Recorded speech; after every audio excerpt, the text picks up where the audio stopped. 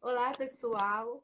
Esse é o podcast Refletindo na Palavra, que hoje estreia com essa temporada de entrevista, né, trazendo para vocês convidados, assuntos muito especiais, para a gente poder falar um pouquinho mais sobre a nossa saúde, sobre a nossa vida devocional com Deus. E para isso, a gente está trazendo pessoas muito especiais, muito importantes, pessoas que têm autoridade para falar do assunto, né?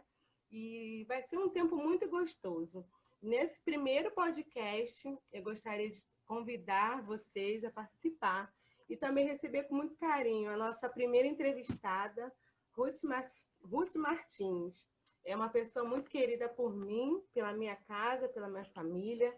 Eu vou deixar que ela se apresente melhor a vocês, mas é uma convidada muito especial para mim. Ruth, você seja muito bem-vinda. O Refletindo na Palavra tem o prazer de te receber e é uma honra para mim poder estar fazendo essa entrevista com você, sabendo da importância que você tem, não só na minha vida, mas para o reino de Deus. E agora podendo nos abençoar, falando de um assunto muito importante nesse tempo, né, que a gente tem vivido. E o tema, né, sugerido para nós é saúde emocional em tempos de crise. E esse tema é muito propício, né, para esse tempo. E eu queria te convidar a ficar super à vontade. Você é mais do que bem-vinda. Obrigada pelo convite, por aceitar o convite de estar aqui conosco, Ruth. Bianca, eu agradeço, né, em primeiro lugar, você, né, pelo carinho, pelo cuidado, você me procurou. Amém. E eu sei que a história, né, que a gente tem de caminhada fez você lembrar de mim. E eu agradeço, sou muito grata pela consideração, pelo carinho. Quero dar um alô para todos que estão nos ouvindo, tá? E é sempre um prazer falar, e especificamente agora, né, dentro desse tema tão relevante como você bem colocou. Eu só gosto de pontuar, a gente está entrando, aliás, estamos no mês de setembro, né, que é um mês de campanha, né? Setembro Amarelo, no qual a gente trabalha com esse tema, né, de prevenção ao suicídio. Mas eu, quando falo sobre esse tema e vou dar palestras, eu costumo dizer que, infelizmente, a gente precisou de um mês de campanha para falar sobre, e, infelizmente, após a campanha, a gente fala menos, né? O que é um grande erro, assim como cuidar da saúde mental. O tema que você colocou, né, que vocês escolheram, é saúde mental em tempos de crise. E eu sei que na crise as coisas pioram, se agravam, mas uma coisa que eu já quero deixar aqui para você e para quem estiver nos ouvindo é que a gente precisa cuidar da saúde mental, estando ou não em crise. É verdade. Né? Estando ou não em desafios, tá? Inclusive, a gente... crise para pensar nisso, né? Exatamente. Nós temos uma cultura, né? Infelizmente, é uma cultura que está muito enraizada no nosso país, né, que a gente trabalha com remediação e não com prevenção, tá? Então, isso tem a ver com a saúde mental e com a saúde física, tá? Muitas pessoas não fazem a prevenção, não vão fazer suas consultas rotineiras, seus check-ups anuais, né? E aí elas precisam lidar com a remediação, ou seja, aquilo, quando aparece, muitas das vezes não dá nem mais tempo de cuidar, né, como poderia, justamente por causa dessa cultura. E assim também é na saúde mental. Aliás, saúde mental, ela sofre ainda mais, né? Porque primeiro tem uma questão aí de preconceito ainda muito, muito enraizada, né, no nosso meio, na sociedade. A gente tem avançado bastante, né? A nossa profissão tem encontrado bastante espaço. E hoje, né, no tempo de crise, nessa pandemia, agora nós podemos perceber o quanto as pessoas estão se dando conta da necessidade de ter esse cuidado, né? Muita gente está vindo justamente naquele ponto que eu te falei, da remediação. Agora eu tive um surto, agora eu tive uma crise, agora eu não dei conta, eu quase infartei, enfim. São situações, né, de crise aguda, aí fazem as pessoas procurarem ajuda. né? Mas eu espero que esse podcast, né, essa entrevista possa alertar, possa abrir a mente de algumas pessoas, possa tirar as dúvidas, para que qualquer pessoa, né, venha entender que isso é uma ferramenta, né? E é uma prevenção para que quando a crise bater, porque vamos combinar, né, Bianca? Nós temos os dias bons e temos os dias maus, isso sempre vai acontecer, né? O mal não dura para sempre e o bem também não. Né? Então, às vezes, a gente está numa fase muito boa da vida e curte bastante e tudo, mas a gente não se preocupa e não pensa que amanhã pode ser diferente. Então, para que eu possa lidar com esse imprevisto, né? Para que eu possa lidar bem com essas incertezas do amanhã, eu tenho que estar muito bem equilibrado, ter habilidade emocional, e isso tudo a gente vai falar um pouco. Mas agora eu vou me apresentar, né? Melhor. Isso. Fica à vontade. Então, tá. Meu nome é Ruth Ferreira Martins, tá? Sou psicóloga. Mas antes de ser psicóloga, né, eu sempre estive trabalhando no Ministério Feminino, né, com mulheres, com crianças, na ICNV, aí de piano, junto com todas as outras que, né, vocês podem conhecer aí no Rio de Janeiro. Hoje estou em São Paulo e estou atuando aqui, né, na profissão e tenho tido a grata experiência, né, de ver esse trabalho de perto, como funciona e o resultado que ele dá, né? Também sou escritora, também estou coordenando coautoria de livros, né? Está sendo um trabalho bacana que eu estou fazendo aqui. E, enfim, futuramente, ano que vem, se Deus permitir, teremos mais livros, mais novidades aí para vocês, tá bom? Esse livro seu, Ruth, A Benefícios na Dor, foi o primeiro, né? Foi o primeiro, isso que eu ia falar. Maravilhoso. Eu tenho ele, abençoador, e faz a gente colocar a lupa, né? De uma forma tão diferente, porque a gente nunca ia imaginar que haveria algum tipo de benefício na dor.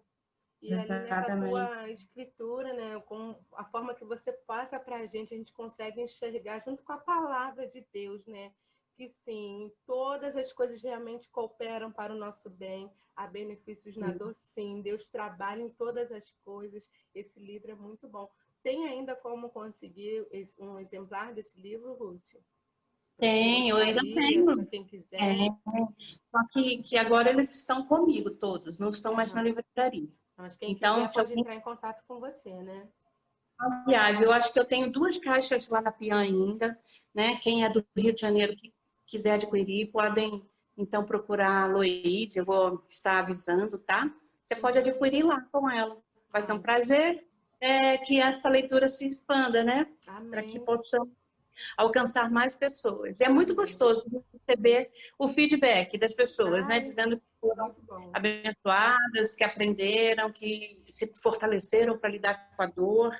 E puxando esse gancho, Bianca, eu já vou entrar, então, nessa pequena reflexão sobre isso, pode ser? Sim, pode, com certeza.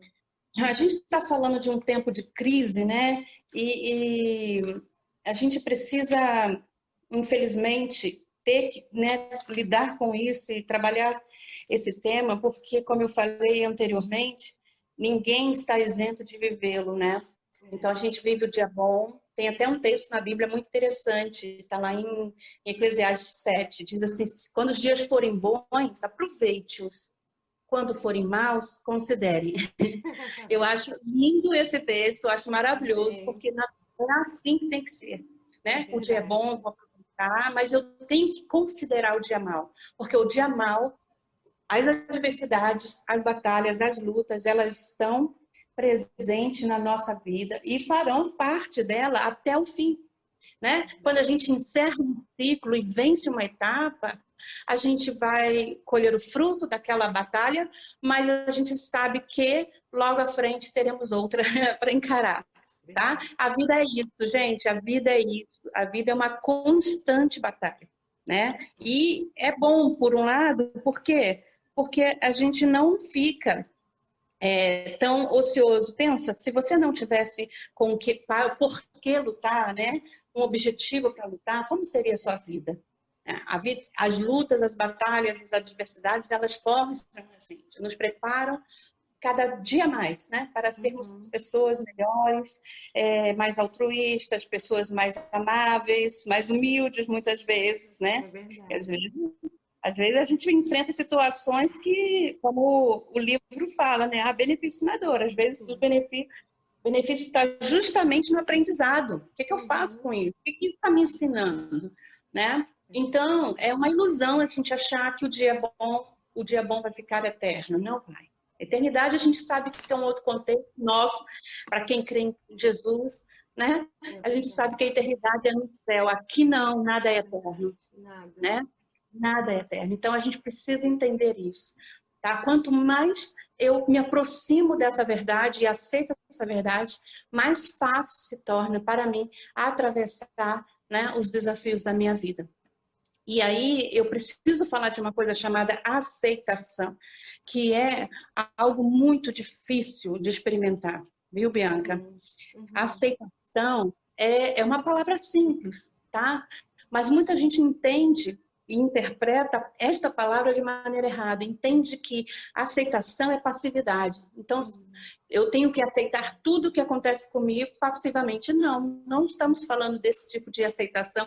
Ou melhor, não tem nada a ver com passividade. Tá? Aceitação é uma compreensão de um panorama, de um contexto geral.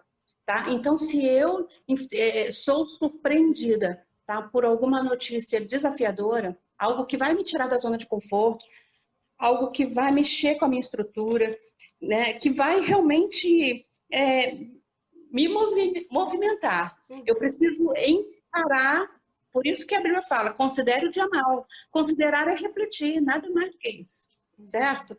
Considerar é você olhar para aquela situação, tá? E contemplar ela de um outro ângulo, não do ângulo da dor somente, não do ângulo do que ela está fazendo comigo, ela está acabando comigo, está me destruindo, mas daquele outro ângulo onde você possa entender esse contexto, tá? O que acontece, como acontece, tá? O que eu posso aprender com isso que acontece, isso é aceitação. Aceitação é aquela ideia que que a gente precisa desenvolver de que nós somos filhos de Deus, mas os filhos de Deus atravessam lutas, sabe? Não estão isentos porque a isso, né? Muitas vezes, Bianca, as pessoas pensam, principalmente os cristãos que são ensinados de forma errada, tá? Que uma vez, tá? Uma vez que a gente tem a Deus, tem a Jesus, nunca mais vamos sofrer. Isso não é verdade. Quando a Bíblia fala, quando Jesus fala assim, olha, no mundo tereis aflições, ele está falando de uma questão de dentro para fora e de fora para dentro. O que acontece? A aflição é da alma. A alma que se aflige, certo? Certo. Não é? Ou seja, o que Jesus está dizendo, você vai enfrentar momentos em que sua alma, como diz o salmista, vai estar inquieta, vai estar amargurada, vai estar abatida. Entende? Isso é aceitar. Aceitar é compreender que faz parte do contexto, que faz parte da vida humana, tá? Isso é aceitar. Aceitar é saber que o meu corpo, ele envelhece.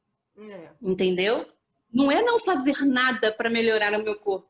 Aceitar não é ser passivo e deixar, né, as coisas acontecerem sem que eu faça algo. Mas aceitar é compreender que por mais que eu faça algo, as coisas vão acontecer. Não sei se ficou claro para vocês aí. Com certeza. Então, assim, não tem como a gente passar pela vida, Bianca, sem ter a experiência da dor.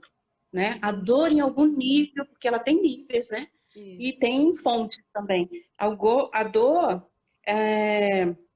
ela em algum nível vai atingir a pessoa, qualquer pessoa, tá?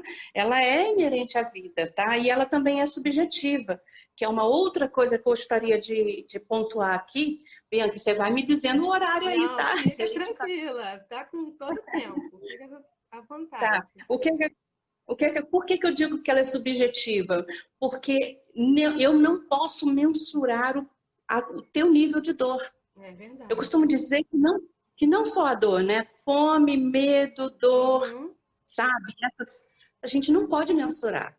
Muitas vezes a gente faz isso. Isso é julgamento, isso oprime as pessoas, tá? Então, se alguém... E a gente está falando de dor emocional.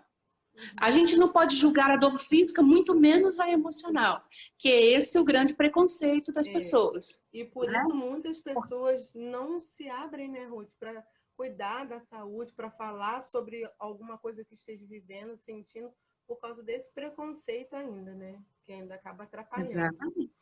Porque elas têm medo também de serem julgadas, né? Sim. Porque, olha só, é muito comum a gente ouvir aqui na clínica, no consultório, a seguinte expressão, que as pessoas dizem assim, mas você tem tudo, por que você está triste? Pois é. Ou seja, há um julgamento da dor emocional. Então, a pessoa tem tudo, ela não pode estar triste. Se fosse verdade, nós não teríamos as pessoas ricas, bem-sucedidas, cometendo suicídio. Não teríamos pessoas trancadas em seus quartos, seus palácios. Mas dentro dos seus quartos, na escuridão, deprimidas. Porque elas têm tudo. Então, não justificaria, certo? Então, uma coisa que eu gosto e quero enfatizar, a dor é subjetiva. Então, cada um sabe o quanto dói. E eu não posso julgar essa dor. Eu tenho que acolher essa dor. Entendeu? Então, eu primeiro preciso aceitar que a dor é inerente à vida. A aceitação é o primeiro passo. Segundo, é entender e compreender que ela é subjetiva. Ela faz parte de um contexto do qual cada pessoa está envolvida, né? Então, eu não posso fazer esse tipo de colocação, de julgamento, tá? Em relação ao que qualquer pessoa esteja vivendo, tá? Isso oprime, como eu falei, muitas vezes afasta a pessoa do cuidado ao invés de cuidar. Às vezes tem pessoas, Bianca, que fazem uso da questão do positivismo, né? Da palavra positiva. Vamos lá, acorda, o dia tá lindo, olha só, você tem tudo, nananã. Em alguns casos funciona, tá? Mas em outros não funciona. Porque também seria muito simples resolver o problema de todo mundo, né? Falar uma palavra positiva para ela. Vamos lá, você é mais que vencedor. Funciona? Não, nem sempre, né? Então, cada caso é um caso, cada pessoa tem um contexto. Tem que ser avaliado, né, Ruth? Tem que ser avaliado. Tem que ser avaliado. Exatamente. Né? Então, a gente precisa entender isso, a aceitação e compreender a subjetividade da dor e do sofrimento. Aliás, deixa eu até corrigir aqui, né? Dor é inerente à vida, o sofrimento é uma escolha. Eu não sei se eu vou causar aí espanto, mas eu posso dizer isso. Sim, porque a dor faz parte da vida, Bianca. Agora, sofrer é uma escolha. Então, veja bem, quando eu não compartilho a minha dor, quando eu digo compartilhar, não é pôr no Facebook, gente, estou em sofrimento. Não, é dividi-la com alguém responsável, sério, que possa me ajudar a lidar com ela, tá? Quando eu não compartilho, ela vira sofrimento. Quando eu compartilho, ela é só dor. E é tão interessante que quando a gente está em grupo, né? Quando a gente faz terapia de grupo, a gente dá a oportunidade pessoas falarem, e aí eu fico observando a expressão no rosto das pessoas, né? Porque elas ficam admiradas o quanto aquela outra pessoa tem uma dor maior que a dela. Putz, olha, isso é incrível. Eu já participei de terapia assim, nossa, e a gente sai dali, meu Deus, eu não tenho nada. Pois é, por isso que eu tô te falando. Porque você nunca Quando você não compartilha, exatamente, você não compartilhou. Você está com a sua dor só para você. Ela vira um grande sofrimento. Agora, quando você compartilha, você fala, nossa, é só uma dor. E além de eu sair mais leve dali, por poder compartilhar, abrir coração, conversar, né?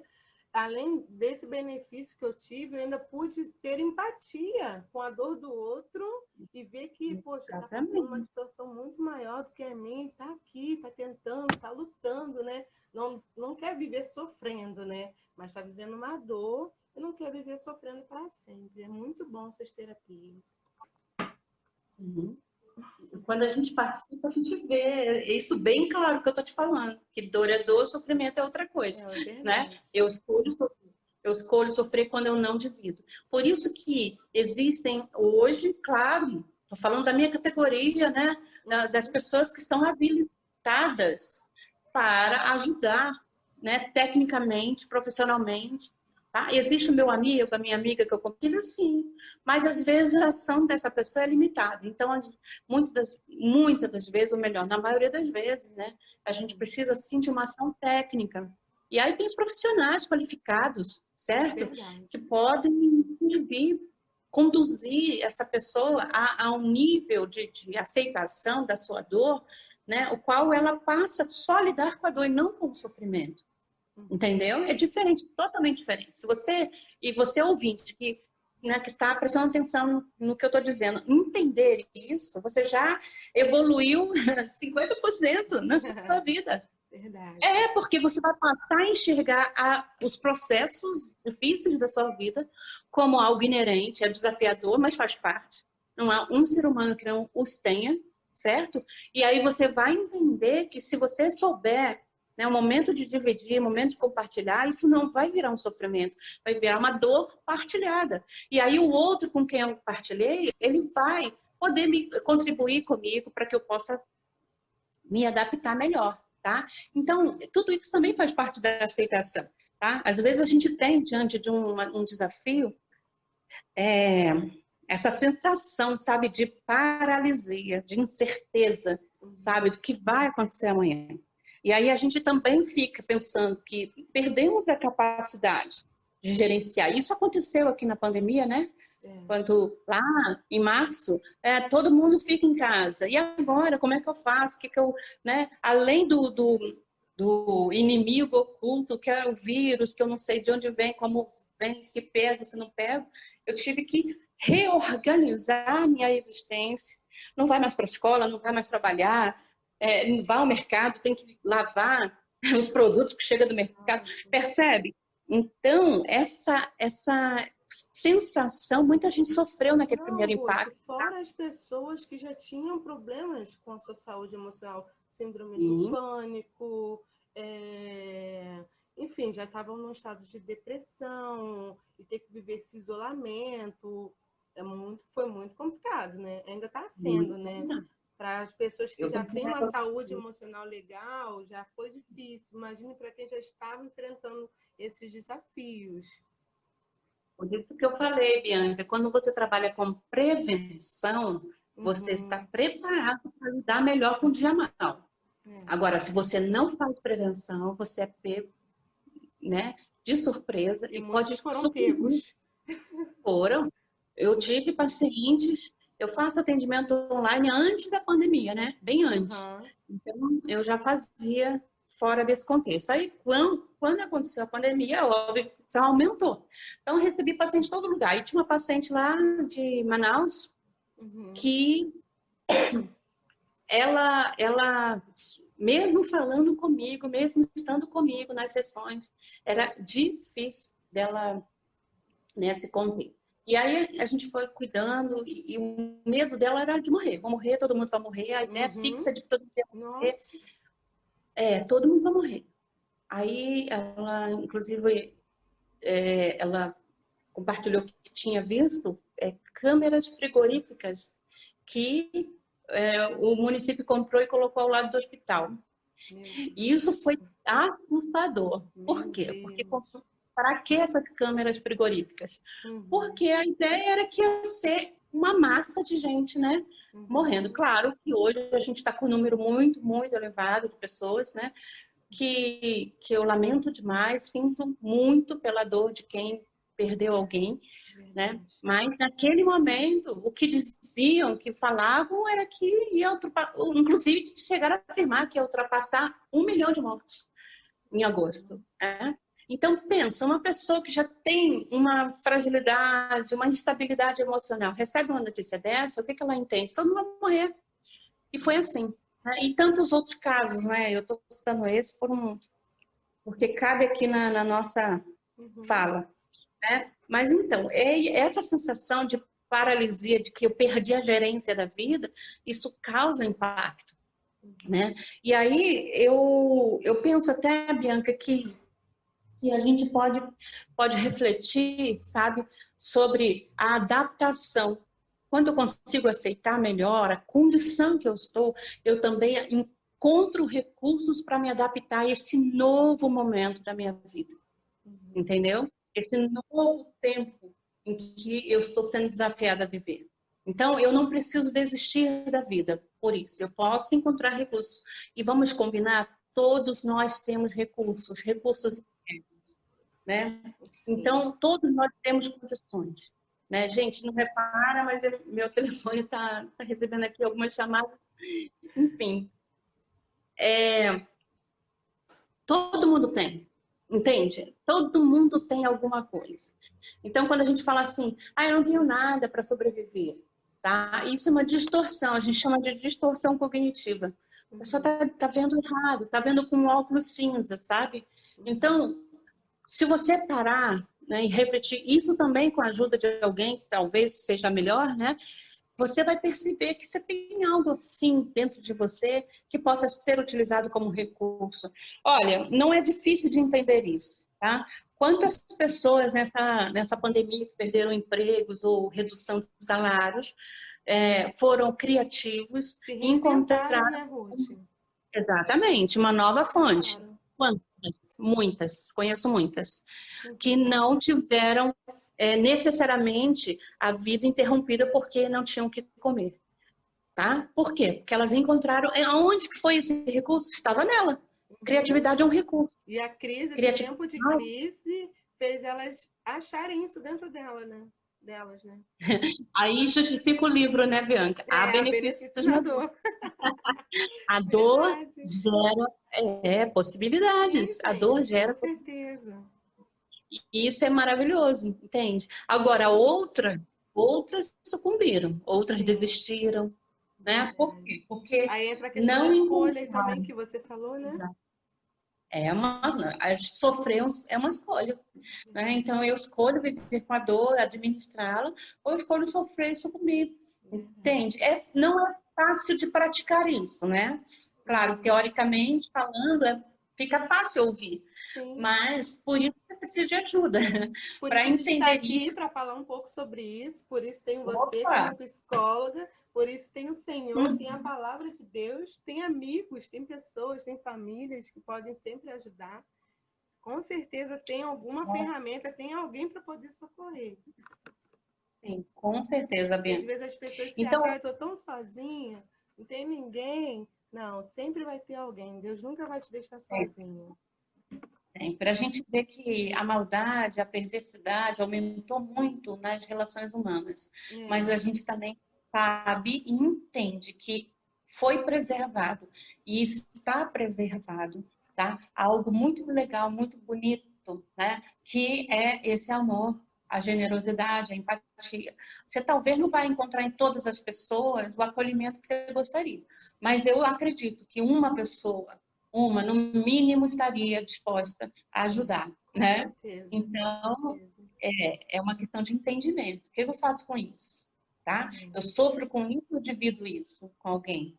Entende? Então, assim, claro, tem pessoas que falam assim, mas as minhas experiências não foram boas, né? Eu fui dividir com não sei quem, e aí me arrebentei, essa pessoa me expôs. Eu sei que tem vários, né, preconceitos em cima disso, mas aquilo que eu falei, às vezes a escolha do ouvinte, né, foi errada. Então, quando você não tiver certeza, aliás, quando não, sempre há profissionais treinados, preparados para acolher e ajudar. Tá bom? Tá bom, tá ótimo. Olha, geralmente, Bianca, quando a gente está atravessando momentos de crise, a gente é tentado, tá? Todos nós passamos por isso. Somos tentados a ter 3 reações irracionais. Não pensamos, mas temos, muitas das vezes. Tá? Uma delas é o saudosismo. O que é o saudosismo? É quando a gente fica com o passado bom. E a gente fala assim, mas poxa, naquela época minha vida estava tão boa, né? Quando eu era adolescente não era assim. Isso é saudosismo. Quando você se reporta ao passado para não encarar o presente. Eu digo quando a gente está em crise. Trazer à memória as coisas boas é excelente, é saudável. Mas eu não estou falando do momento bom, eu estou falando quando você faz isso no momento de crise para não encarar a crise. Então, você se recorda ao passado. Ah, se fosse em outra época, naquela época X era diferente. Então, é uma fuga, é um tipo de fuga, né? A outra reação irracional é o negacionismo. Ou seja, às vezes a pessoa faz isso por má fé mesmo, ou por ignorância, tá? O que elas fazem? Negam o fato real, entendeu? Então, preste atenção numa coisa que eu vou dizer, negar a crise não afasta o perigo, né? Então, quando você tá com... Vamos lá, vamos falar do físico, que é mais fácil das pessoas entenderem, tá? Você está sentindo dores constantes no abdômen, né? E aí você tem medo de ir ao médico e receber um diagnóstico ruim. O medo vai te paralisar, você nega. Não, tá tudo bem. Você tá bem? Tô ótimo. Isso é negação, né? Você tá sentindo a dor, mas não quer admitir. Por quê? Porque você tem medo do diagnóstico. Agora eu te pergunto, a negação afasta o perigo? Não. De forma nenhuma. Você vai negar até quando puder, porque mesmo que você negue, existe ali algo que está provocando essa dor, que enquanto você adia, né, a descoberta, seja qualquer coisa, você terá menos recursos para lidar com isso. Então, você não afasta o perigo, você amplia. Na verdade, você amplia as possibilidades negativas, tá? Eu gosto muito de trabalhar com essa expressão, redução de danos. Como que eu vou... Eu terei danos. A minha vida inteira, né? A gente vai ter danos, mas como eu posso reduzi-los? Verdade. Como eu posso reduzir os poderes? E negar não é o caminho, ok? Outras pessoas apelam para a histeria, que aí já é o contrário, né? Do negacionismo, né? Ou seja, é o fim do mundo, todo mundo vai morrer, tudo vai acabar. Entende? Ela não consegue fazer nada, né, com uma ação prática, não consegue tomar uma atitude, mas só sabe gritar. Então ela fica histérica, ela grita para o mundo que o mundo está acabando, mas ela não faz nada para evitar que o mundo acabe. Mais ou menos isso, entendeu? Então, isso acontece com qualquer pessoa. Agora, como que a gente lida, então? Tá? Primeiro, a gente precisa entender que a gente cresce numa sociedade, né? A gente nasce e cresce numa sociedade que já tem paradigmas estabelecidos e instituídos, ok? E o que é um paradigma? Paradigma é um modelo, é um padrão, tá? De como algo funciona. É muito comum a gente ver isso nas famílias. Então, aquela família, aquela criança que cresceu num lar onde todo domingo come macarrão com frango, né? Muito provavelmente, né, essa menina ou esse rapaz vai, na vida adulta, mesmo depois de casado, escolher o macarrão com frango para comer aos domingos. Né? Por quê? Porque foi um modo, um padrão de funcionamento que ele... Eu estou te dando um exemplo muito, muito simples, mas isso acontece o tempo todo na nossa vida. A gente repete os padrões. Então, a gente mantém um paradigma, né? Antigamente, um dos paradigmas que existiam era tomar leite com manga, né? Cada coisa. Então, o que acontece? Cada coisa, a gente precisa quebrar os paradigmas. Então, o que eu acredito até aqui? Que crença eu tenho? Quando eu digo crença, não estou falando de fé religiosa, não.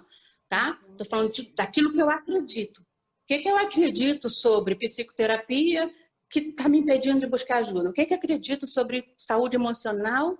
Tá? Porque, muitas das vezes eu recebo pessoas que são, inclusive cristãs, falam para mim que a maior dificuldade delas é lidar com a ideia de que depressão é algo possível a um cristão.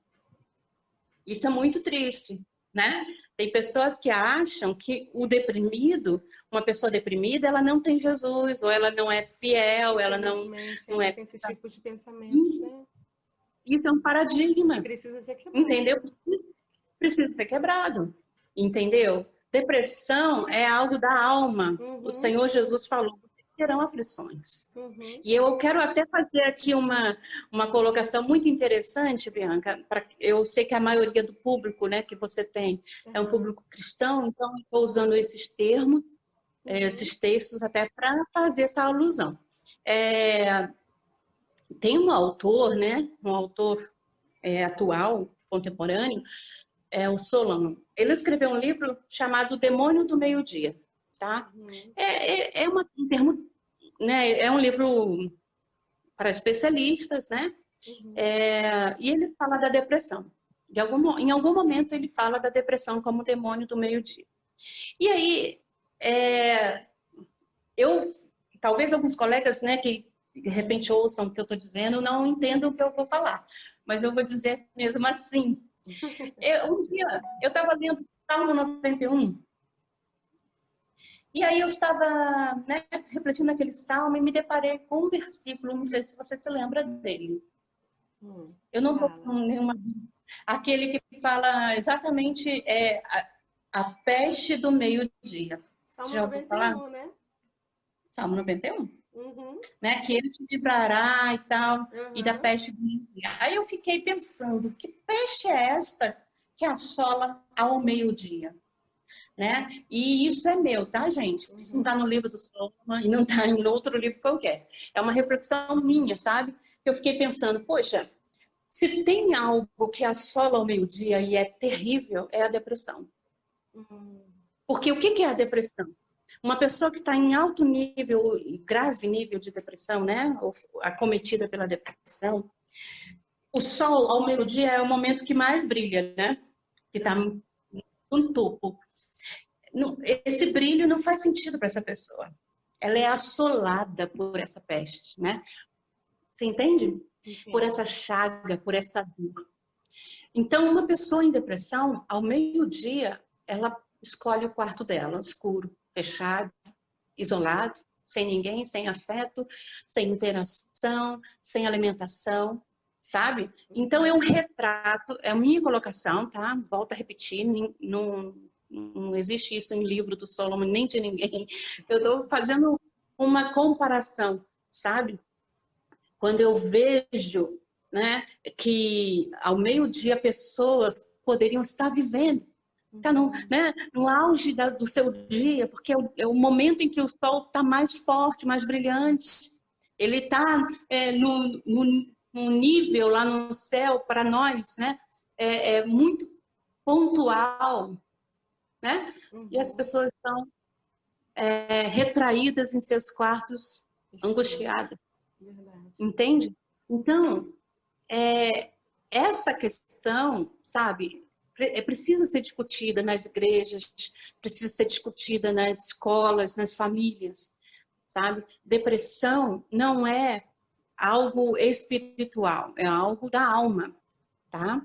É claro que nós falamos de Deus como o Senhor de todas as coisas, pode intervir e curar. Eu já vi isso acontecer em várias situações, seja física, seja espiritual, seja emocional, tá? Mas, assim como um câncer me assusta, né? Me faz buscar um psicologista para tratar, porque eu quero ampliar a minha vida, quero ampliar a minha existência, a minha dor na alma precisa ser tratada também, precisa ser cuidada.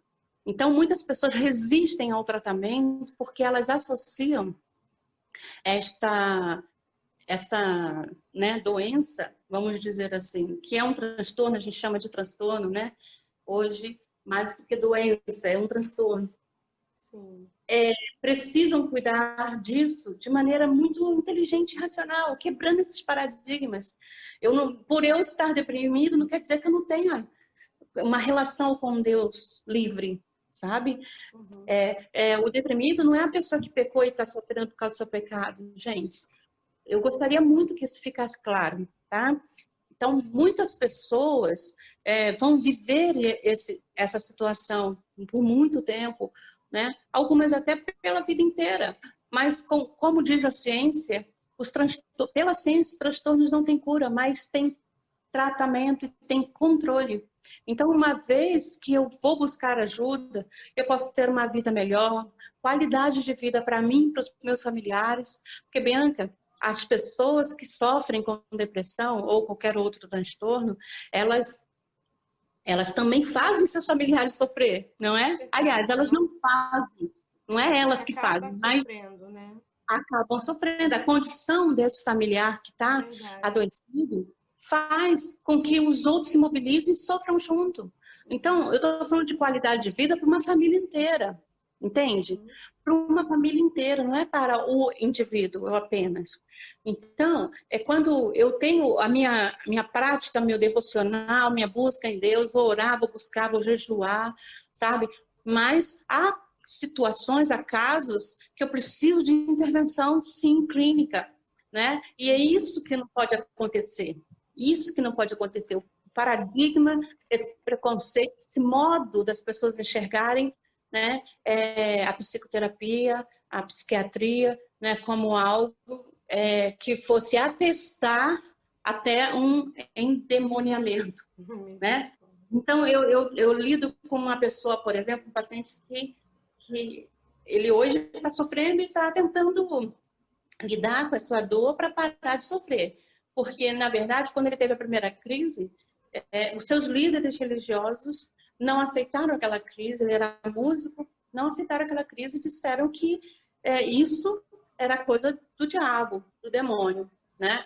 E esse menino ficou tão frustrado porque ele falava para mim, fala para mim, eu tinha uma vida devota, eu amava Deus e amo, né? Eu procurava ser íntegro na minha conduta. Como assim?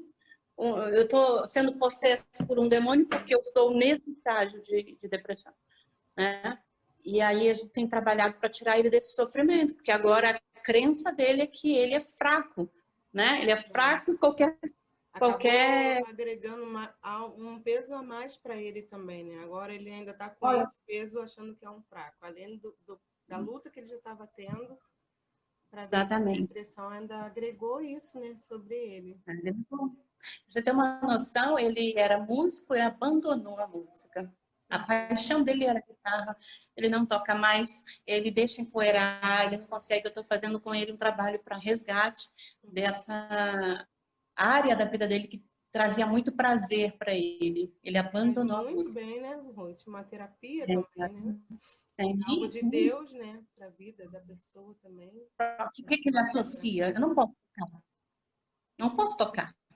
Né? Eu não posso tocar principalmente na igreja. Por quê? Porque eu estou nesse estado e isso representa demônio, representa diabo, representação maligna na minha vida. Entende? Então, assim, na dúvida, pergunte a pessoas profissionais, aqueles que podem te orientar, pessoas que são instruídas e habilitadas, né, para te orientar de uma maneira mais aceitável, né, para que você não venha cair numa outra armadilha. Não ajudou, piorou o quadro, agora ele conseguiu vir e a gente está cuidando. Entende? Então, a gente precisa entender que paradigmas precisam ser quebrados. E a crise sempre vai desinstalar a gente das soluções possíveis e tradicionais. A crise é uma grande oportunidade para quebrar paradigma.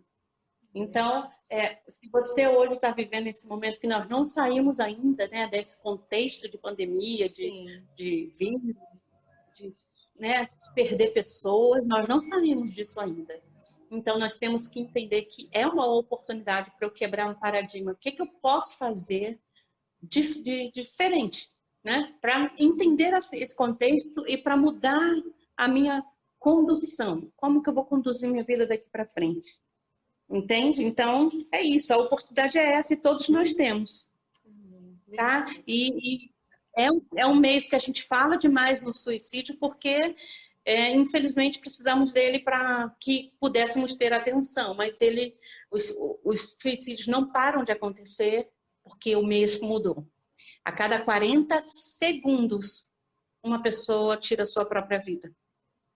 É uma estatística mundial. Tá? Da Organização Mundial de Saúde. Então, pensa só, a gente já falou quantos minutos aqui? Conta quantas pessoas tiraram sua vida no mundo. 44. Muitas. Olha só. Olha. 44? 44. No mínimo 44. E olha, é uma questão que está atingindo criança, adolescente, jovem, inclusive idosos. Todas as categorias hoje estão sendo, né, atingidas por isso, né? E não faz sentido a gente justificar porque tem tudo, não era possível, né? Ah, porque era tão bonito, formado, porque isso, porque aquilo. Gente, é a alma. A alma é subjetiva, a gente não vê, a gente sente. Então tem que falar do que tem. Ele é corpo, alma e espírito. Então, eu acho, assim, eu fico triste ainda de ouvir de algumas pessoas, depressão por quê? Que frescura. Ou seja, depressão, qualquer outra. A gente está falando de depressão porque a gente está falando também sobre o Setembro Amarelo. E eu louvo a Deus porque ele faz tudo ligadinho. Esse tema que ele deu para a gente sobre saúde emocional em tempos de crise, logo nesse mês, a gente nem tinha imaginado que seria num mês de Setembro Amarelo, né, falando sobre suicídio, depressão. Deus faz tudo perfeito. Então, assim, quando uma pessoa fala, como a pessoa tem tempo para isso? Que frescura, que não sei o quê. Deus se importa. Deus se importa. Falta de Deus, falta de ocupação. Como é que falam tudo isso, né? Tem tempo para isso, é falta do que fazer. Gente, isso é ignorância, sabe? Como nós somos um ser humano formado de corpo, alma e espírito, a gente precisa cuidar tanto do nosso corpo físico, né, que somos templos do Espírito Santo, como da nossa alma também, é onde estão as nossas emoções, como do espírito também, que é o que nos liga a Deus. A gente precisa cuidar disso tudo, e Deus é muito interessado nisso, e eu creio que esse tema não foi ocasional, mas foi Deus realmente que nos trouxe esse tema, para a gente ter esse bate-papo, nos conduziu até você, Ruth, para falar com propriedade do assunto, que é importante. Eu queria só ressaltar aqui que em João capítulo 1, versículo 16, a palavra de Deus diz que todos recebemos da sua plenitude, graça sobre graça. Então, o Senhor, ele nos quer que sejamos plenos, recebemos da sua plenitude. Ele quer que a gente seja pleno na nossa alma, no nosso corpo, no nosso espírito. Graça sobre graça, graça para vencer nas nossas dificuldades diárias, nas nossas dores diárias, nos nossos problemas, nos nossos desafios. Como você mesmo pontuou, a gente sempre vai ter dificuldade. A palavra de Deus diz isso, que no mundo nós teremos as aflições, e isso está relacionado à alma, como você falou aqui, mas Deus tem nos dado graça, temos recebido da sua plenitude graça. Então, você que está nos ouvindo, você já recebeu de Deus graça para vencer essa dor, para superar essa dificuldade. Se hoje você tem vivido esse tempo difícil na sua saúde emocional, Deus tem te dado, tem liberado graça sobre a tua vida para você vencer, e você não está sozinho. Com certeza, Deus tem enviado alguém, seja profissional, um profissional, seja um amigo, seja alguém da família. Deus tem, com certeza, que ele possa somente, sabe, abrir os seus olhinhos para você enxergar que tem alguém que pode te ajudar. E eu queria passar com você agora, Ruth, para nossas perguntas. Sim. A gente tem umas perguntas aqui. Eu vou selecionar algumas aqui, que foi enviado. Tá bom. Para a gente poder... Já que a gente está falando da depressão também, eu acho que essa é bem específica, né? Mas eu vou fazer aqui para você dar uns outros exemplos para a gente de sintomas. Perda de apetite, isolamento social, choro incontrolável, pensamento suicida, são sintomas de depressão? E quais outros sintomas a gente poderia agregar? Essa é uma pergunta da nossa irmã querida aqui, que falou que poderíamos identificá-la, Fátima. Esses são os sintomas e tem outros? Tem. Então, primeiro deixa eu falar aqui, né, basicamente, né, como que a gente aponta uma hipótese diagnóstica, né, de depressão. Tá. Existe uma classificação que é o CID-10 e o DSM-5, que são classificações descrições clínicas e diretrizes diagnósticas, tá? É mundial, então é uma referência mundial para isso. Então, que leitura que a gente faz? Primeira coisa que eu preciso entender, se eu tenho sintomas que prevalecem por 2 semanas no mínimo, eu já posso começar a pensar, sim, num quadro depressivo. A depressão, ela tem níveis, tá? Leve, moderado e grave. Sim. Então, já no nível leve, tá? Estão presentes ao menos 2 a 3 sintomas que eu vou relatar para vocês. E a prevalência precisa ser de pelo menos 2 semanas. Então, já é algo que você pode identificar. Então, vamos lá. Eu tô triste hoje porque, sei lá, que meu Fluminense perdeu. Eu sou tricolor carioca, tá, gente? Então, perdeu o jogo. Eu nem sei se perdeu, eu não acompanhei. Mas imagina, perdeu. Eu fiquei triste hoje. Ok, fiquei triste, faz sentido, né? Minha tristeza tem relação com esse jogo. Eu vou ficar triste hoje, amanhã também, depois de amanhã. Mas essa tristeza vai se dissolver, porque a minha vida vai continuar e eu vou ter ali, né, na continuidade da vida, da minha existência, outras coisas para interagir, né? Para me ocupar, para me importar. E aquela tristeza passou. Isso é tristeza, ok? Agora, quando eu estou num nível de tristeza há mais de 2 semanas, junto com outros sintomas, então são de 2 a 3 sintomas, e o nível moderado é de 5 sintomas no mínimo, tá? Aí sim, eu posso começar a pensar nesse quadro, tá bom? Tá bom. Até aí tudo bem? Tudo bem, entendi. Então vamos lá. Esses sintomas, outra coisa, Bianca, esses sintomas, eles podem ser por relato pessoal, ou seja, a pessoa pode dizer que ela percebe que está sentindo isso, ou também pode ser por observação, tá? Então, vamos lá, uma mãe que observa seu filho, tá no mínimo 2 semanas naquela condição, por observação também. Às vezes essa criança, esse adolescente não sabe dizer, mas essa mãe está observando o comportamento dessa criança diferente há mais de 2 semanas. Então, é algo para se pensar. Então, como que a gente vai ter certeza? Levando o especialista, tá bom? Aí leva o especialista que faz a análise total. Mas, a princípio, né, para quem não é especialista, é no mínimo isso, perceber a prevalência de 2 semanas e perceber os sintomas, de 2 a 5 sintomas, dependendo do nível, tá? Então, vamos lá, rebaixamento de humor, tá? Ou seja, a mudança de humor, como eu falei, a tristeza fica, ela não passa, né? É um rebaixamento contínuo, tá? Redução de energia e diminuição de atividade. Então, a pessoa fica mais cansada, a energia dela vai esvaindo, né? E ela também perde essa questão da atividade. Ela diminui sua atividade, ela não quer mais fazer as coisas, ok? Alteração da capacidade de experimentar prazer. Então, coisas que antes davam prazer a essa pessoa, ela não tem mais. Então, não faz sentido, não faz mais diferença. Ah, eu comprei essa fruta que você gosta. Ah, tá bom, deixa aí, tudo bem. Ou seja, não há aquele start no prazer na vida da pessoa, ok? Pensando sempre que isso tem a ver com coisas que antes davam prazer, tá? Claro, eu não vou incluir aí coisas que a pessoa nunca experimentou e não sabia que eram prazerosas. Rotinas, coisas da vida que davam prazer e ela perde essa capacidade. Perda de interesse, tanto nas atividades quanto nas relações. Então, ela não se importa estar presente. Ah, tem uma festinha, só um aniversário do vô. Não quero ir. Ela não se importa, não tem interesse de participar das coisas. Ok? Diminuição da capacidade... Oi? Não, ok. Diminuição da capacidade de concentração. A pessoa passa a ter prejuízos nas suas atividades.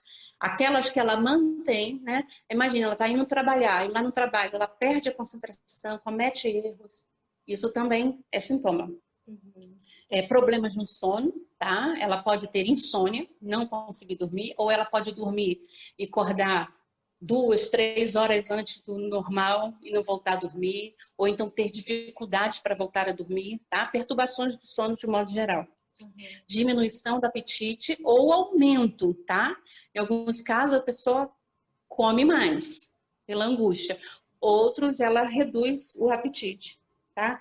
diminuição da autoestima, tá? Então, ela perde senso de valor, né? Eu não sirvo, não presto, eu atrapalho a vida de todo mundo. Ah, por que que eu fiz isso? Sabe? Diminuição da autoconfiança, então ela não se sente mais capaz, agora ela é incapaz, até a atividade que ela fazia anteriormente, ela se acha incapaz de fazer, ok? Ideias de culpabilidade, então, como eu falei, o problema que está acontecendo ali com os pais é meu, eu que causei. Né? Os pais se separaram por minha culpa, coisas desse tipo. Então, ideias de culpabilidade. O mundo está desse jeito porque eu existo. Tá? Eu estou ampliando bastante. E também de indignidade, tá? Ideias de indignidade, ou seja, eu não mereço. Né? Eu não mereço, qualquer coisa tá bom para mim, porque afinal, né, eu não mereço. É tudo muito aos extremos, né? Ao extremo, né, Ruth?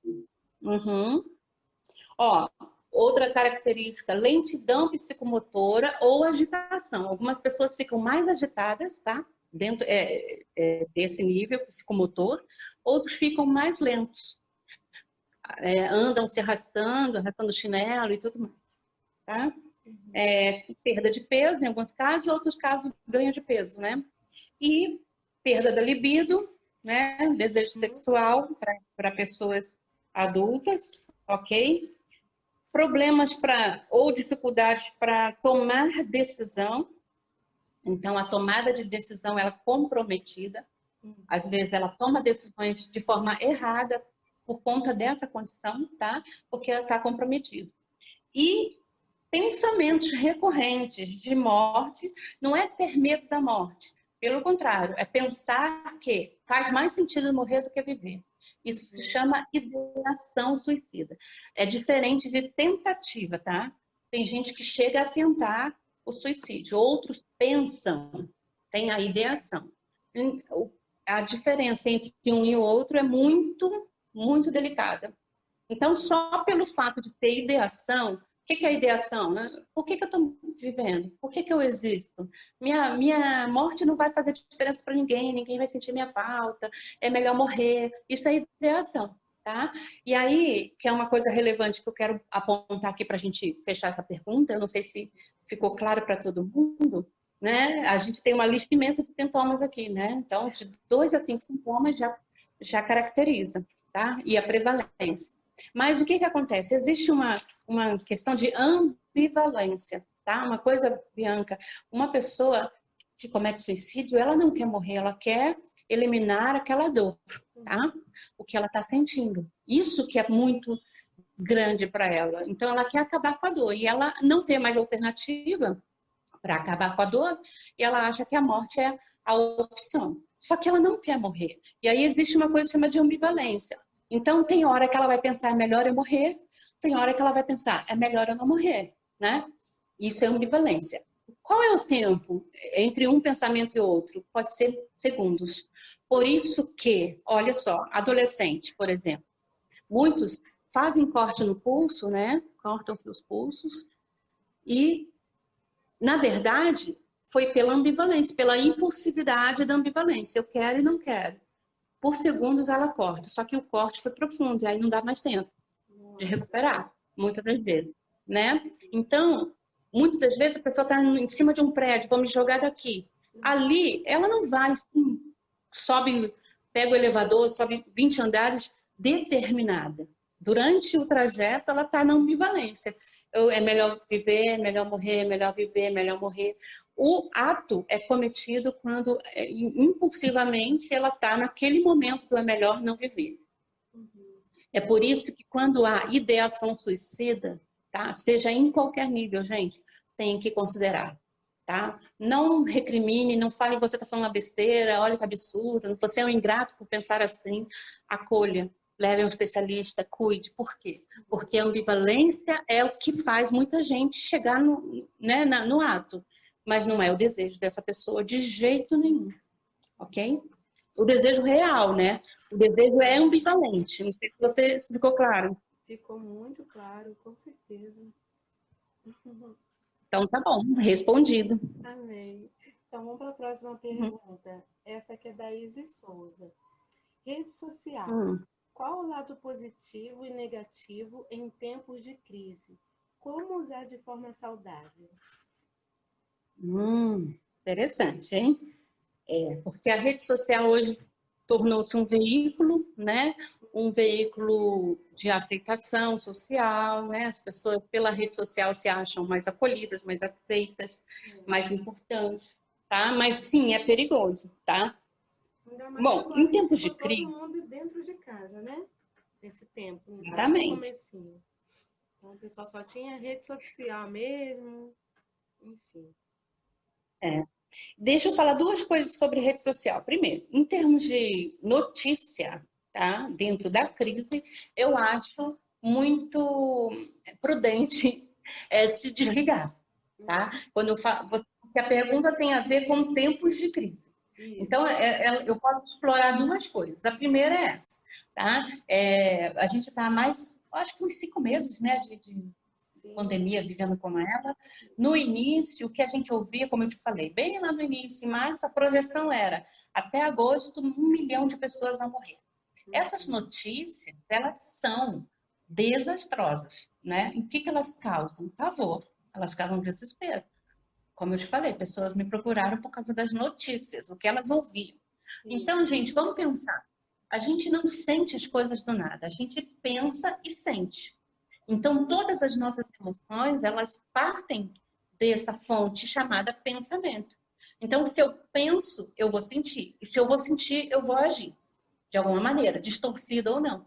Tá? Então, vamos lá. Tá todo mundo feliz, muito feliz. E, de repente, liga a televisão e vê criança de 3 anos, igual ontem eu soube disso, né? É assassinada pelo pai, tal, não sei o quê, não sei o quê. O que você vai sentir? Tristeza, certo? Oi, Bianca, você tá aí? Tô aqui, tô ouvindo. Pode falar. Não é? Você estava feliz, estava animado e tudo. Recebeu uma notícia dessa, você pensou sobre, né? Você pensou sobre aquela notícia. Obviamente, esse pensamento vai gerar uma emoção. Então, você vai ficar triste. Aquela alegria que existia, passou. E agora você está pensando na criança de 3 anos que foi assassinada e tudo.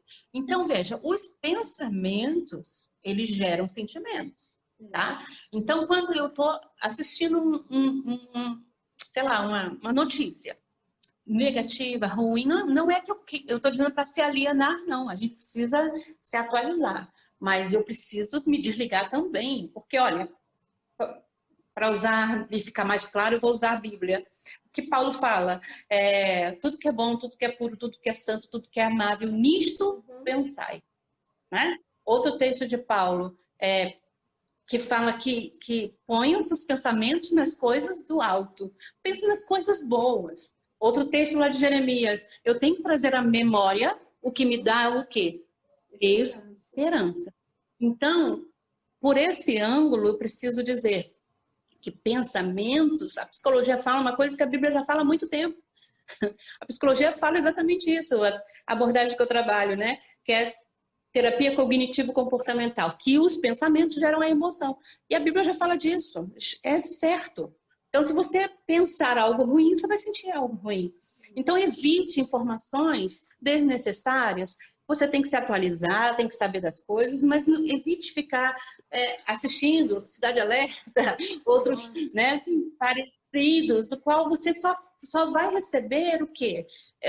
Situações negativas. É difícil, o mundo é mau, a gente sabe, as pessoas estão corrompidas, a gente sabe, a gente vai ter que aprender a lidar com isso, mas eu preciso ter esperança. E a minha esperança precisa vir de algo que como o texto de Lamentações diz, eu preciso trazer à memória coisas que me dão esperança. Então, se eu penso que 1 milhão de pessoas vão morrer, eu vou ter esperança, Bianca? Não, de forma alguma. Não.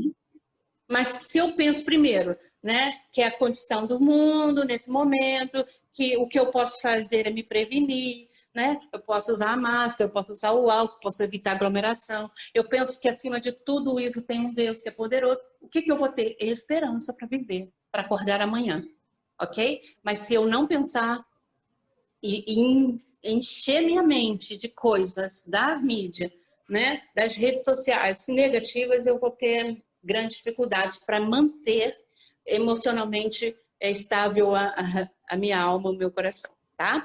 Agora, por outro lado, quando a gente fala de como rede social, né? A gente fala das relações, das inter-relações, né? Então, hoje eu me comunico, eu admiro alguém, eu sigo, tá? Eu preciso entender por que eu preciso. Por exemplo, eu tenho meus seguidores no Instagram. Depois eu vou deixar aqui, se você quiser me seguir. Eu escrevo meus textos, eu publico lá, tá? Mas outro dia uma pessoa falou assim, você não quer impulsionar o seu Instagram? Paga X que a gente impulsiona e a gente recebe seguidores que não tem nada a ver comigo, ou seja, que não entendem a minha linguagem, que não faz sentido, né? Nem eu os seguir, nem eles me seguirem. E eu falei, não, obrigada, porque na verdade eu tenho aquela rede para interagir, comunicar os meus pensamentos que eu gosto, as pessoas que me seguem são pessoas que se identificam. Ah, mas você é uma profissional, você não tem tantos seguidores. Eu falei, mas o que acontece? Né? Por que eu preciso de 10 mil seguidores? Eu preciso de gente que... Eu gosto de gente que possa interagir, discutir comigo um tema que eu estou lá postando, isso não pelo número. Então, você teve X curtidas, e se isso está impactando minha vida, eu preciso olhar, por que isso está impactando minha vida? É essa a questão, entendeu, Bianca? Então, assim, é importante... Eu acho que isso é muito importante que você está falando, Ruth. Muito importante mesmo.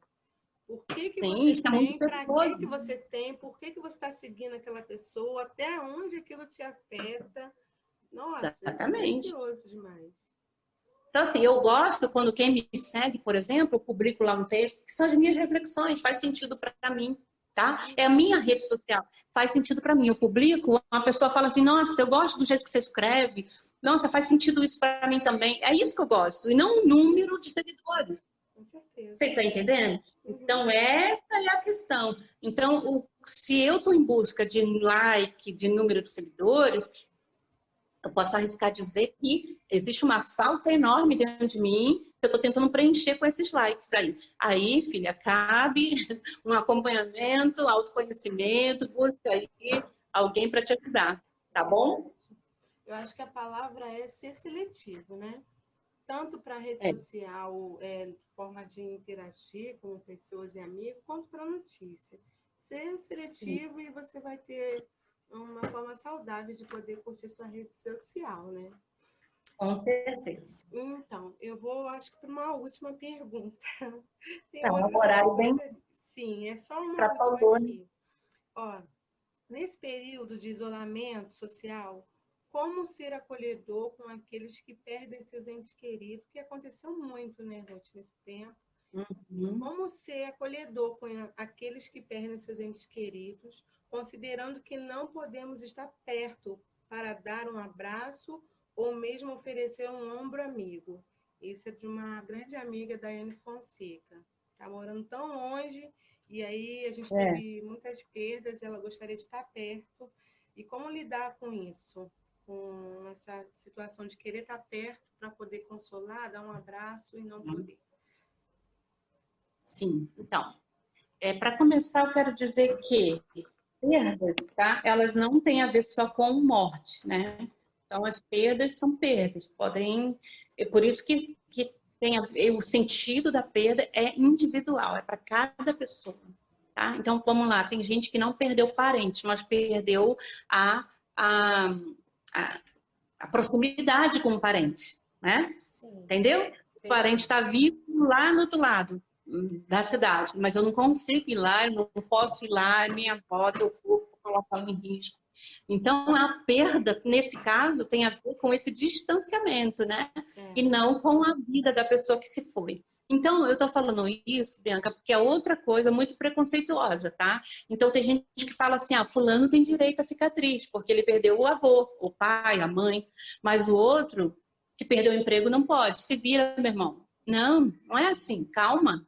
Cada perda tem um sentido, é um solo sagrado, pertence a cada pessoa precisa entender o sentido dessa perda e aprender a lidar com ela, claro, com os recursos que ela tem. Então, uma das coisas que a gente precisa que já respondendo talvez, né, uma parte dessa pergunta, é desenvolver a empatia, se colocar no lugar da pessoa. Eu gosto muito de dar uma ilustração, de fazer uma ilustração para que isso fique claro, tá? Talvez faça mais sentido para algumas pessoas. Quer ver? Se eu disser para você, se eu começar a chorar aqui, tá? Começar a chorar, ficar triste, e você vai me perguntar o que aconteceu, Ruth? E eu vou dizer, ai, Bianca, eu perdi R$ 1 e estou muito triste. Honestamente, o que você poderia me dizer ou pensar sobre? Hã? Ai, meu Deus, R$ 1, Ruth? Poxa. Você ia fazer esse questionamento, né? Possivelmente. É verdade. Para, R$ 1 que você perdeu. Não está chorando por causa de R$ 1? Verdade. Então, para você não faz sentido chorar por R$ 1. Sim. Tá, só que você não sabe o contexto da minha história. Se eu disser para você, Bianca, eu estou há 3, 4 anos com uma dívida que está atrapalhando o meu CPF, eu não tenho crédito por causa dessa dívida, recebi uma proposta que eu devo pagar até hoje, a dívida era de 10 mil, caiu para 3, tá? E, Bianca, eu tenho R$ 2.999. E agora, Bianca, R$ 1 que eu perdi faz mais sentido para você? Muito mais. Muito Porque mais. esse R$ 1 que eu perdi, que eu tô chorando, ele representa o quê? A minha liberdade financeira. Verdade. Você tá entendendo? Se você olha para R$ 1, você fala, não faz sentido você chorar por causa de R$ 1. Mas se você entender o contexto, você respeitar o meu contexto, você vai falar, puxa, é a liberdade dela. Eu não tô chorando pelo R$ 1, eu tô chorando pela minha liberdade. Por quê? Porque a proposta valia hoje. Amanhã volta para 10 mil. Eu tenho 2.999. Então eu perdi o único real que me libertaria nesse momento, nesse dia, dessa dívida que está me oprimindo há anos.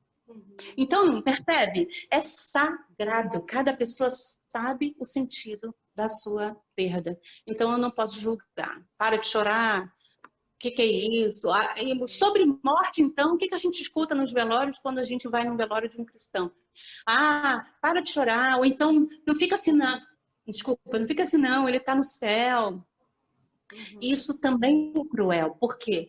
Porque eu sei que ele, né, imagino, eu creio que esteja no céu esse parente meu, mas é meu parente que foi embora, eu não posso mais tê-lo aqui. Então, é uma dor, né? Faz parte da minha vida e eu preciso respeitar, tá? E aí, então, como eu falei, uma das primeiras coisas é empatia. Eu preciso desenvolver empatia. Né? Eu preciso o que é empatia? Me colocar no lugar do outro, respeitar, né? Tentar pelo menos, né? Tentar pelo menos entender o que o outro está sentindo, né? E eu preciso respeitar essa dor. Eu não posso lidar com isso com desrespeito, como eu te fiz a brincadeira de R$ 1 aí. Imagina, para de palhaçada, você é uma mulher adulta, tá chorando de R$ 1. Não, eu não vou comprar bala com R$ 1, querida. Eu vou obter minha liberdade. É muito maior do que uma bala, entende? Então, não faz sentido, tá? E aí, dar o tempo que essa pessoa precisa. Agora, no caso, a pergunta parece que ela é que está sentindo tudo isso, né? Porque ela perdeu muita coisa. Não, ela gostaria de saber como ela pode ser acolhedora, né, com essas pessoas, porque ela está longe, entendeu? Considerando que ela não pode estar perto. Eu acho que também ser empático, né? Demonstrar essa empatia, né? Seria um dos casos. E aí, não sei mais o que você responde. Não, mas é exatamente isso. Olha só. Às vezes, a gente faz uma ideia da geografia. Se eu estou do lado, eu estou presente. Não é verdade, tá? Não é verdade. Se fosse assim, pessoas rodeadas de outras não se sentiriam solitárias. Verdade. Exatamente. Então, veja bem, essa questão da geografia, dela não estar perto, não a impede de ser acolhedora, não. Ela pode ser. Só que uma coisa que ela precisa entender é respeitar esse tempo. Porque quem viveu a perda vai ter que passar pelo luto, né? E o luto tem etapas. E muitas das vezes, né, uma das etapas é essa coisa da negação, né? Uma pessoa não aceita, ela nega, ela vive como se aquela perda não tivesse ocorrido, né? e não faz sentido o que ela fala, né? Então, ela fala que ela tenta viver a vida como se tivesse com o ente presente. E, às vezes, lidar com isso, quem está acolhendo, é muito difícil. Porque você pensa assim, nossa, eu queria tanto que ela reorganizasse a vida, que ela seguisse, que ela olhasse as coisas bonitas que ela ainda tem. E para ela ainda não faz sentido. A gente chama de maturação, tá? Cada etapa do luto tem um tempo de maturação. É igual um fruto. Você vai pegar um fruto verde no pé, né? Você vai comê-lo verde se quiser, mas sabe que o sabor vai ser alterado. Por quê? Porque ele não passou pela maturação, ele precisa desse tempo, entendeu? Existe uma fase chamada de desorganização, né? Que tem raiva, a pessoa fica com raiva, ela fica indignada, ela não quer saber nem de ser acolhida. Então, entender essas fases ou essas etapas do luto vai ser de extrema importância para ela poder acolher melhor. Entendeu? Então, nem todo mundo que tá chorando é receptivo a um abraço, tá? Nem todo mundo. Tem gente que naquela hora não quer ser consolado. Tipo, eu quero a pessoa aqui, então não me diga que ela foi embora. Por isso que eu falei, a raiva, essa tristeza, esse sentimento de que ela foi abandonada está presente. É uma etapa, então ela precisa desse tempo, digerir essa etapa, tá? Para aí depois se abrir para reorganização, para, né, refazer a sua vida. E nós que estamos assistindo, por amar muito essa pessoa, a gente quer muito que ela passe logo dessa fase. Só que a gente precisa entender, luto são etapas, precisam ser vividas e elaboradas. Cada pessoa tem o seu tempo, pode gerir em 6 meses ou até 2 anos, entende? Então não é uma regra. Né? O que eu posso fazer é respeitar, me colocar sempre presente, não geograficamente apenas, sempre, olha, estou aqui a hora que você quiser, né? Ah, tudo bem. Então, se ela não te procurou, não é porque ela não aceitou, é porque ela está numa fase da vida, né, do luto, que ela não está pronta para isso. Né? Por exemplo, existem fases do luto que a pessoa põe foto do morto ali, doente, em todo lugar. Enche a casa de porta-retrato. Mas existe uma outra fase que ela tira tudo. Sem entender? Ela tira tudo. Existe uma fase que ela não quer falar sobre. Existe outra que toda conversa que ela tem, ela traz o falecido para a conversa. E a gente que está aqui ouvindo essa pessoa, a gente precisa ter paciência, precisa ter respeito por isso, entendendo que isso faz parte do processo. Se eu não entendo, eu vou achar um saco conversar com ela. Poxa, eu estou falando de futebol, ela está falando do falecido, né? Ah, eu estou falando de culinária, ela coloca o falecido na conversa. Faz parte. Agora, se eu não entendo que faz parte, eu vou ficar irritada, eu vou evitar, não quero falar. Entende, Bianca? Então, assim, caberia talvez um outro dia a gente falar de morte e luto, né? Para explicar as fases bonitinho. Mas, por hora, é isso, tá bom? Amém. Eu acho que a melhor forma de você ser presente é sendo presente. Seja você, seja presente, seja ligando. Não é um geográfico, né? Seja ligando, seja mandando uma mensagem, separando tempo para enviar uma cartinha, seja presente. E isso não necessariamente, como você falou, geograficamente, né? Sendo você, sendo o amigo, sendo a pessoa que vai estar ali ouvindo, ou um consolador, enfim, sendo você. Ruth, queria te agradecer muito mesmo, de coração. Sei que você também está aí no seu local de trabalho, separou esse tempo aí para nos abençoar. Eu amei a nossa entrevista, nosso bate-papo, poder estrear esse tempo novo do podcast, com entrevistas falando desse assunto tão importante. Eu estou aqui com as minhas anotações, você foi falando aí, pensando que eu não estava aí, eu estava aqui só anotando as coisas que você estava falando, e eu me identifiquei muito com muitas coisas que você falou, sabe? Muita coisa que você compartilhou aí, eu me identifiquei e eu recebi muito de Deus. Muito obrigada, Ruth, que Deus te abençoe e retribua na sua casa, na sua família, na sua profissão, seu chamado.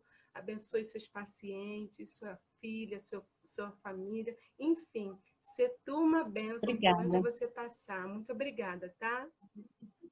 Olha, Bianca, eu agradeço de coração o carinho, tá? Que você sempre me recebe. E a oportunidade de estar estreando aí essa fase de entrevistas, né?